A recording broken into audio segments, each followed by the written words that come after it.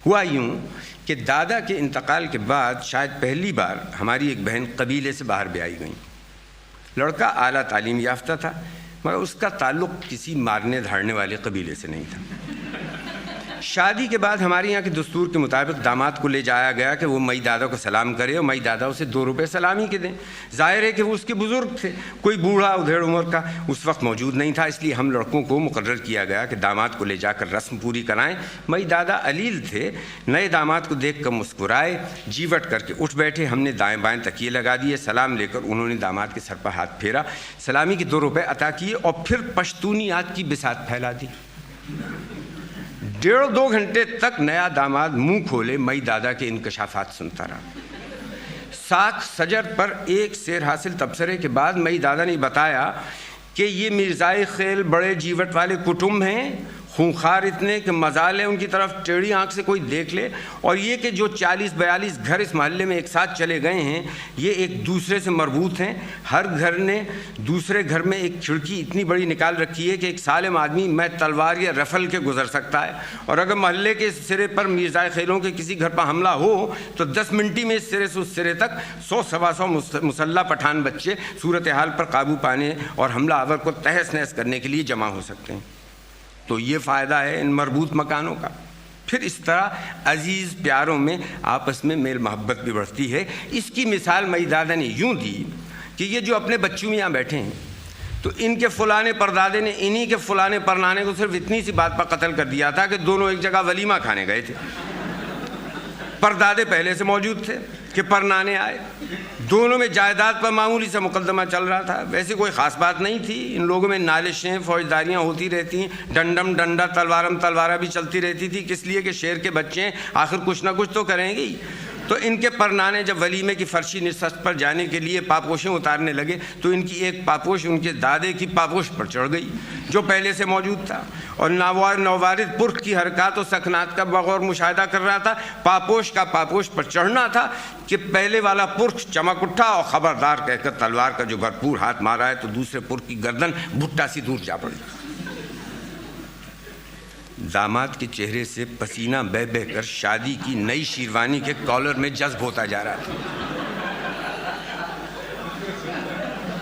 وہ 2-3 بار پانی پی چکا تھا اور حد درجے بے چین تھا، دیر بھی بہت ہو گئی تھی۔ ہم اسے زنانے میں لے آئے۔ دوسرے دن طوفان پھٹ پڑا۔ مئی دادا بیمار تھے، ان سے تو ابا نے کچھ نہیں کہا۔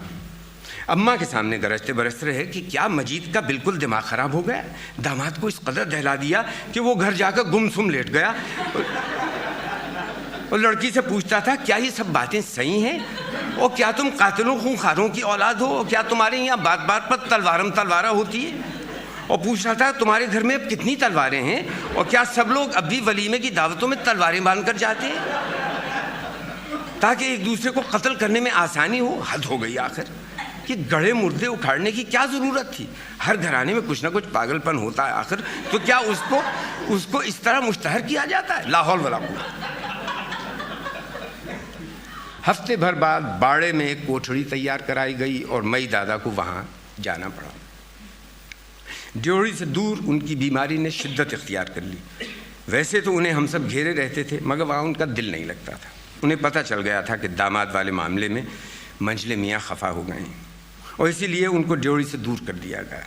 بڑی حسرت ناکی باڑے اور اس کے گرد و پیش پر چھائی رہتی تھی۔ ایک روز کہنے لگے اب مزید خاں سوپ جائی زمین کا بوجھا بنتا جا رہا ہے، چل چلاؤ کا ٹیم ہے۔ وہ ابا کو بلوا کر اپنی صفائی پیش کرنا چاہتے تھے۔ میں نے جا کر عرض کیا کہ مئی دادا بہت بیمار ہیں، آ کر دیکھ لیجئے۔ ابا آئے تو جیسے مئی دادا کھل اٹھے، حکیموں ویدوں کے نقصوں پر باتیں کرتے رہے، ازل گرفت و بھان کے وغیرہ بھی شروع ہو گیا۔ پھر اچانک بڑی چمکدار آواز میں جیسے ابا کو کوئی لطیفہ سنا رہے ہوں کہنے لگے منجلے میاں وہ داماد والے معاملے میں آپ مجھ کو خفا ہو گئے، شاید اسی لیے مجھے یہاں پھروا دیا۔ ابا نے کچھ ہاں کر دی۔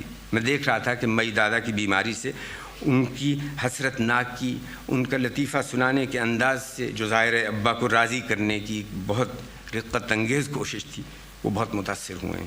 مئی دادا کہنے لگے میاں ویسے تو آپ ماشاء اللہ بال بچے والے ہو، پر میرے آگو کے بچے ہو، میری مصلحتیں نہیں سمجھ سکتے، وہ جو یو کہتے ہیں نا کہ گربک کشتن دا روز اول، تو میں نے صاحب جادے کو خبردار کر دیا کہ ہاں خبردار پٹھانوں سے معاملہ ہے، اب صاحب جادے کچھ چین پٹاخ نہیں کریں گے انشاءاللہ۔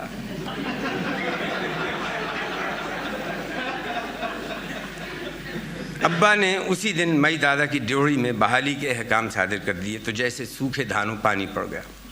مئی دادا کی حالت بہتر ہونے لگی، مگر وہ بہت بوڑھے ہو چکے تھے، زیادہ دن چلتے نظر نہیں آتے تھے۔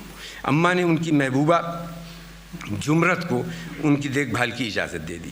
وہ آ کر منہ دھلاتی، کپڑے بدلواتی، اپنے ہاتھ سے دلیا کھلاتی، پرچ میں انڈیل کر چائے پلاتی۔ مہینوں یہ سلسلہ چلتا رہا۔ ابا نے ڈاکٹروں کو دکھایا اور کئی طرح کے علاج بدلوائے، مگر مئی دادا پھر سنبھل نہ سکے، گرتے ہی چلے گئے۔ ان کا آدھا بستر سمیٹ دیا گیا، چارپائی کی باندھ دو طرف سے کھینچ کر درمیان میں ایک خلا بنا دیا گیا، اس کے نیچے تام چینی کا تسلا رکھ دیا گیا۔ ہوائج ضروری کے لیے اب وہ بستر سے اٹھنے کے قابل نہیں رہے تھے۔ جمرت نے ان کی صفائی ستھرائی کی سب ذمہ داری سنبھالی تھی، مگر وہ کنبے دار عورت تھی، رات میں نہیں رک سکتی تھی۔ راتوں میں دیکھتا کہ ابا گرم پانی کے لوٹے لیے کئی بار ڈیوڑی کی طرف جاتے۔ وہ ابا سے خدمتیں نہیں لینا چاہتے تھے، اور کئی بار کمزور سی آواز میں ان کے احتجاج کرنے اور رونے کی آواز بھی آتی۔ اماں نے ان کی دیکھ بھال کے لیے اپنے میکے سے کوئی ملازم بلوانے کو کہا، تو مئی دادا نے سختی سے منع کر دیا۔ میرے ابا ان کے سامنے کے بچے تھے، بیٹوں کی طرح تھے، تو بیٹوں کی بات ٹھیک ہے، میں غیروں کے سامنے ڈھکا کھلا نہیں ہو سکتا، اس سے تو اچھا مجھے اسپتال پہنچا دے بیا۔ مگر سب جانتے تھے کہ وہ ہسپتال میں 2 گھنٹے بھی نہیں نکال سکیں گے، ختم ہو جائیں گے۔ انہوں نے اعلان کر دیا تھا کہ میں اس گھر میں مرنا چاہتا ہوں۔ وہ کئی گھنٹے غشی کی حالت میں پڑے رہتے، دن میں جمرت اور ہم لڑکے، رات میں ابا، امکان بھر ان کو آرام پہنچانے کی کوشش کرتے تھے، مگر سب تھک چکے تھے۔ اور اس تھکن اور بوکھلاہٹ میں جمرت کو مئی دادا کی ایک واضح ہدایت کا خیال نہیں رہا۔ وہ غشی کی حالت میں تھے کہ میں نے انہیں ڈھکا کھلا دیکھ لیا۔ میں نے دیکھا کہ ان کی مسلمانیاں نہیں ہوئی۔ اپنے چھوٹے سے ذہن میں بہت سے سوالات لیے میں خاموشی کے ساتھ ڈیوڑی سے چلا آیا۔ اس نئی اور عجیب بات کی سنسناہٹ مجھے چین نہیں لینے دیتی تھی۔ چھت پر گیا، باڑے میں ٹہلا، اماں کے پاس بیٹھا، بہت دیر آنڈے بانڈے گھومتا پھرا، مگر مئی دادا بہت بیمار تھے اور وہ ہم سب سے محبت بہت کرتے تھے۔ میں پھر ڈیوڑی میں پہنچ گیا۔ میں نے سنا ان کے ٹھہر کر غصہ کرنے اور رونے کی کمزور سی آواز آ رہی تھی۔ جمرت نے شاید انہیں بتا دیا تھا کہ کیا غضب ہو گیا ہے۔ بھان کی گوڑی مرتے مرتے کالک لگوا دی تو نے، لڑکے کیا سوچیں گے۔ پھر ان کے رونے کی آواز آئی۔ کچھ دیر خاموشی رہی۔ ٹھیک ہے، تیلی کا لمڈا پٹھانوں کے پالے سے پٹھان تو نہیں بن جاتا۔ میں اب ڈیوڑی میں نہیں رہ سکتا تھا، پھر باڑے کی طرف نکل گیا۔ تو کیا مئی دادا ساری زندگی ہم سے جھوٹ بولتے رہے؟ تو کیا محلے کے دھوبی ٹھیک کہتے تھے؟ ایسا لگ رہا تھا جیسے شکر کا نام لے کر کسی نے مجھے مٹھی بھر ریت پکڑا دی ہے، مگر یہ بات میں کسی کے سامنے کہہ بھی نہیں سکتا تھا۔ 2-4 دن وہ اور زندہ رہے، مگر یہ 4 دن غشی اور بیداری کی بھول بھلیاں تھے۔ ان کے انتقال کے کئی مہینے بعد وہ ایک سوال جو اس سنسناٹوں والے دن سے برابر میرے ساتھ تھا، مجھے بے چین کیے ہوئے تھا۔ میں نے یک بارگی ابا کے سامنے رکھ دیا۔ ابا مسجد جانے کے لیے ڈیوڑی سے گزر رہے تھے کہ مئی دادا کی کوٹھڑی کے سامنے مجھے خاموش کھڑے دیکھ کر رک گئے۔ آہستہ سے میرے شانے پر ہاتھ رکھ دیا اور بولے، کیا بات ہے؟ میں نے بات بتا دی۔ وہ بہت دیر خاموش کھڑے رہے، پھر آہستہ سے بولے، وہ کوئی بھی تھے، تمہیں بس ایک بات یاد رکھنی چاہیے کہ وہ تم سے محبت کرتے تھے اور چاہتے تھے کہ تم اپنے دادوں پردادوں کی طرح عزت کے ساتھ جینا سیکھ جاؤ، سمجھے؟ جاؤ اب کھیلو۔ پھر وہ جاتے جاتے غصے سے پلٹ پڑے، اور سنو، کون خبیث کہتا ہے وہ مسلمان نہیں تھے؟ کون کہتا ہے پٹھان نہیں تھے؟